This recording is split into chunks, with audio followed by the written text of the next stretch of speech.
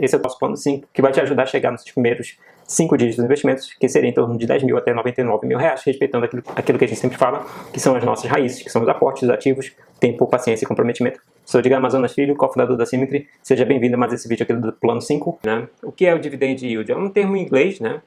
Seria, no caso, os dividendos pagos nos últimos 12 meses, dividido pelo preço atual do ativo. Isso aqui vale tanto para os fundos imobiliários quanto para ações.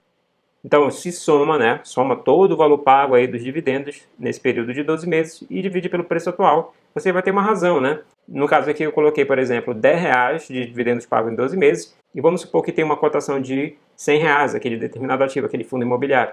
Então, eu tenho uma razão de 0,1. Se eu quiser em porcentagem, multiplica por 100, aí eu vou ter um dividend yield em porcentagem de 10%.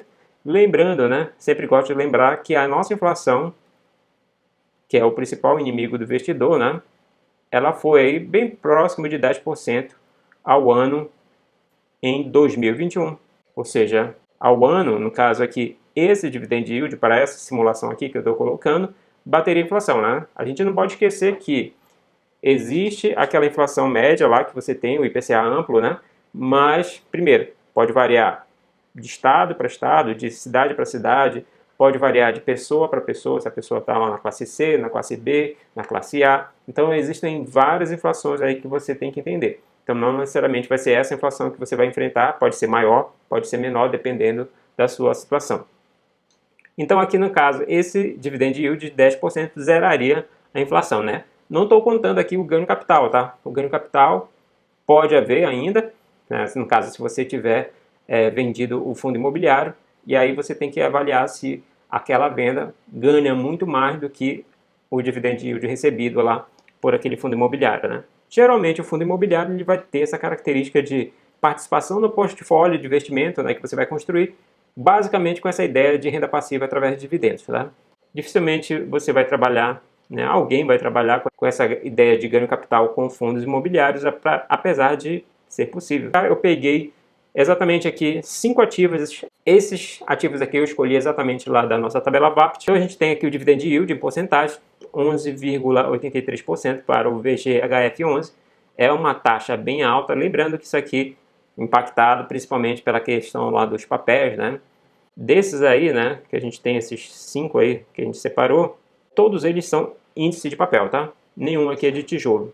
E mesmo apesar disso, né, que a gente fala que o papel teve esse ganho aí na questão dos juros, 2 deles aqui já subiram demais, né, de preços. No caso, o VGIR11, 7,46%, ou seja, não ganha da inflação, que foi 10%, que a gente falou anteriormente. E o KNCR11, de 5,31%, não está ganhando também da inflação. Por quê, né? Lembrando que na nossa estratégia de ciência de dados, machine learning, que a gente utiliza nos nossos métodos, a gente busca aí ativos com maior tendência de alta, menor volatilidade, na volatilidade normal, maior ganho, etc e tal, né? Que é exatamente como a gente forma o nosso ranqueamento VAPT.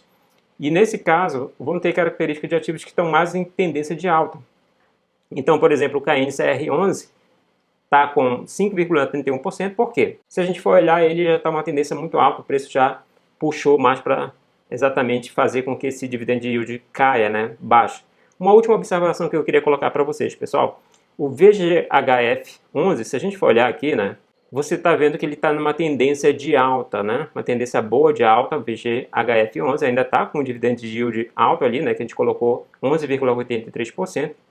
Mas observe que, se você for pesquisar no Google, por exemplo, ele está aí meio que de lado. Observe que esses dados eles estão aí corrompidos no Google, tá? Por que eu posso afirmar isso? Eu já confirmei lá na própria corretora, né, e a corretora bate exatamente com esse sinal aqui que a gente está vendo, com esse gráfico aqui de tendência de alta, né? Então fique atento realmente com relação a isso, né? Todos os dados que a gente utiliza aqui, a gente utiliza com base no TradingView, então por isso que a gente tem uma confiança muito maior aqui nos nossos dados, na nossa avaliação, nos resultados que a tabela VAPT está fornecendo, tá? Fiquem atentos a essa questão aí, tá? Caso contrário, você vai estar tomando uma decisão, de repente, errada, tá? Espero que você tenha gostado. Se gostou, não esqueça de deixar o like, compartilha com seu amigo também, ou amiga que também está querendo chegar nos primeiros 5 dígitos e, de repente, aí precisa desse primeiro passozinho, né? Como é que seria o passo a passo para investir tanto no Brasil quanto nos Estados Unidos. Também não esqueça de se inscrever no nosso canal e ativar as notificações. Vejo você amanhã.